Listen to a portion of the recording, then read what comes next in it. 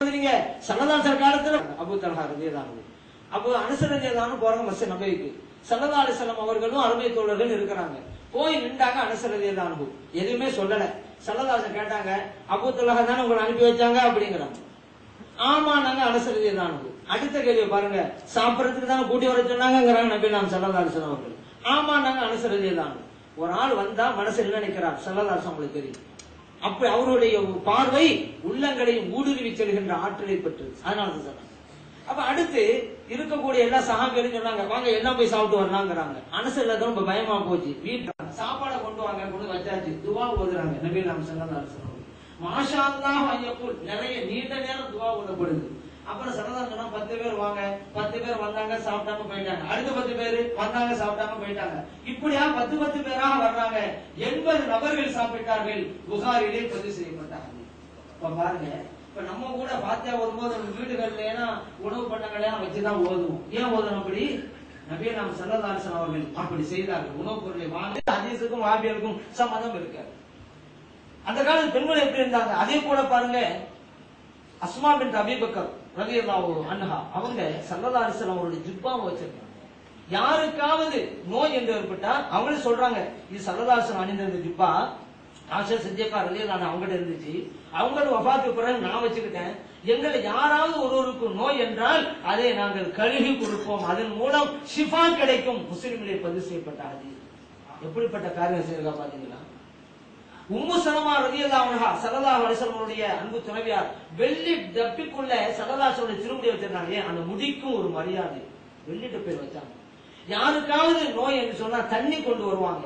அந்த டப்பி எடுத்து முடியை திறந்து அந்த முடியை எடுத்து தண்ணீரை கலந்து மறுபடியும் வச்சிருவாங்க. புகாரிலே பதிவு செய்யப்பட்ட ஹதீஸ். சுன்னத் கொள்கையில் எவ்வளவு பிடிப்புள்ளவர்களாக அன்றைக்கு சஹாபி பெண்மணிகள் இருந்தார்கள். இந்த காலத்து பெண்மணிகளையும் அதுபோன்று உருவாக்க வேண்டும் என்பதற்காகத்தான் இந்த ஃபத்ஹு ஸலாம் அப்படிங்கிற மகளிர் அறிவியல் கல்லூரி உண்டாக்கப்படுகிறது என்பதை நாம் நினைவில் வைக்க வேண்டும். ஏன்னா பெண்கள் கல்விங்கிறது ரொம்ப ரொம்ப முக்கியமான ஒன்று. பொதுவா சொல்லுவாங்கல்ல, குழந்தைகளுடைய முதல் பள்ளிக்கூடம் தாயினுடைய மடி அப்படிம்பாங்க. ஒரு சிறந்த பெண்மணி குடும்பத்தையே பல்கலைக்கழகமாக மாற்றி விடுவாள். அப்படி ஆற்றல் அந்த பெண்களுக்கு உண்டு. அதனால சொல்லுவாங்க, ஒரு ஆணுக்கு கல்வியை கற்றுக் கொடுத்தா தனி மனிதனுக்கு தான், அது அவனோட தான் நிற்கும். ஆனா ஒரு பெண்ணுக்கு நீங்க கல்வியை கற்றுக் கொடுத்தா குடும்பத்துக்கே கற்றுக் கொடுத்ததே போல. ஏன்னா அந்த பெண்கள் வீட்டோட எல்லாருக்கும் சொல்லிக் கொடுப்பாங்க. அதனால மகளிர் அறிவியல் கல்லூரிங்கிறது ரொம்ப ரொம்ப முக்கியமான ஒன்று.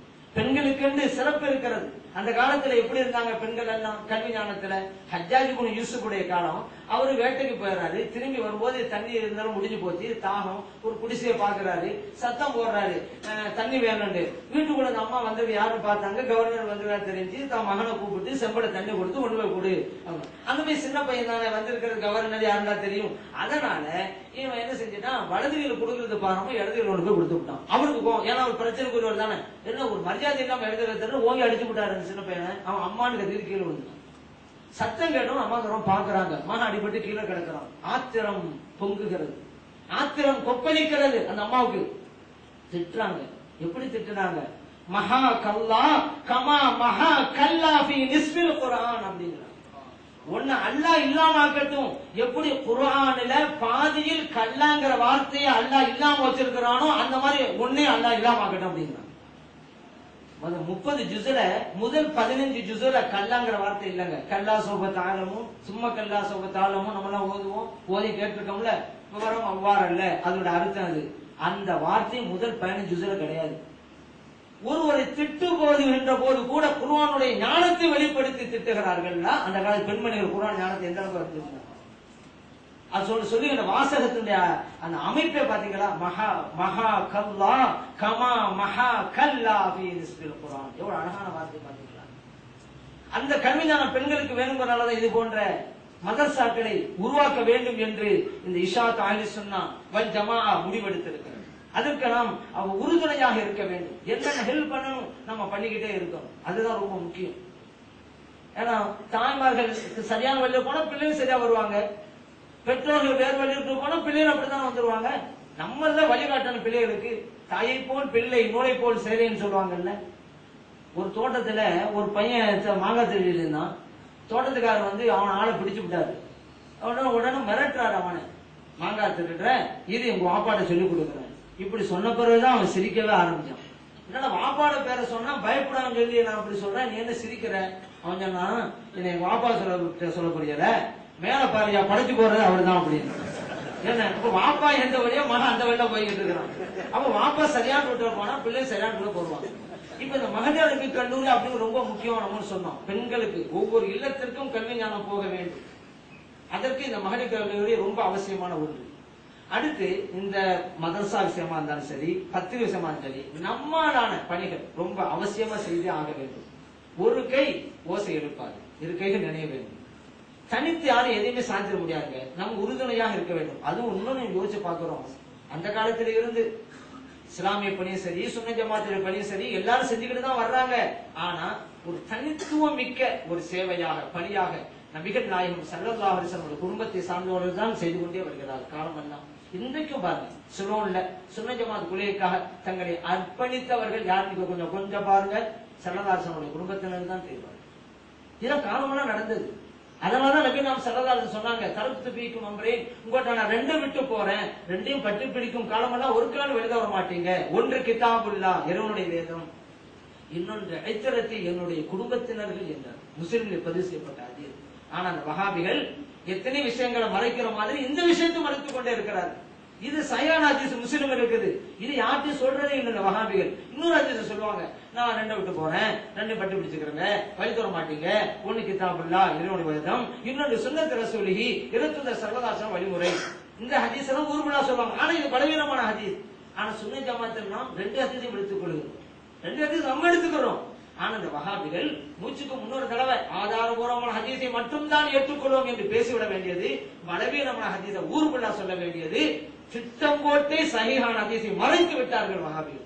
அவங்க எந்த ஒரு கூட்டத்தில சொல்றாங்களா, ரெண்டு விட்டு போறேன், ஒன்னு குர்ஆன் இன்னொன்னு குடும்பத்தினர்கள் என்று ஸல்லல்லாஹு சொன்னார்கள் அப்படிங்கறது எந்த கூட்டத்தில் வஹாபிகள் சொல்கிறார்களா? அவருடைய சதி திட்டத்தை நீங்க புரிந்து கொள்ளுங்கள். உண்மையிலே குர்ஆன் ஹதீஸை பின்பற்ற நோக்கம் அவங்களுக்கு இல்லை. ஏன் ஸல்லல்லாஹு அப்படி சொன்னாங்க?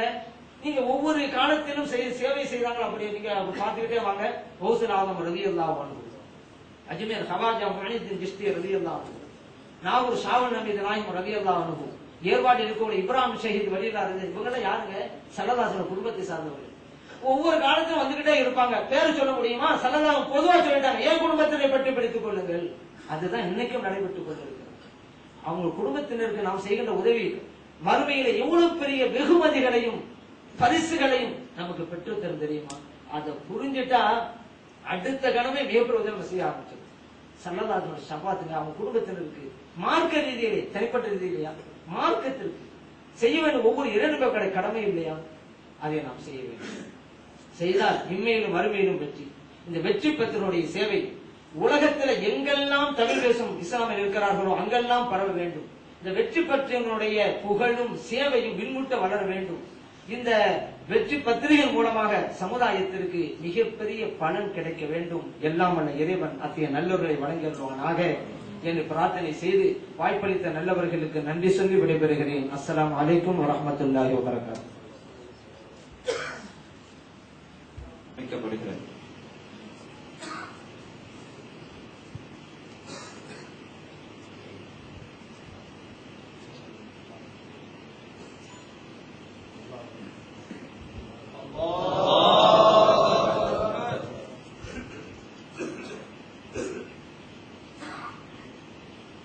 அடுத்ததாக எங்களுக்கெல்லாம் நன்று தெரிந்திருக்கின்றவர், பல பயான்களை இந்த நாட்டிலே நிகழ்த்தியவருமான மாஸ்கருர் ரஹ்மான் அரபிக் கலாசாலையின் முதல்வர்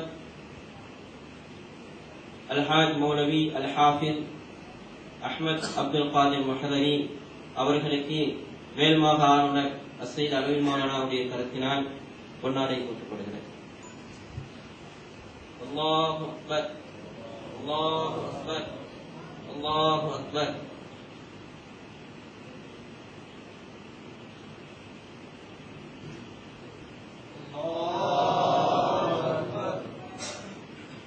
அடுத்ததாக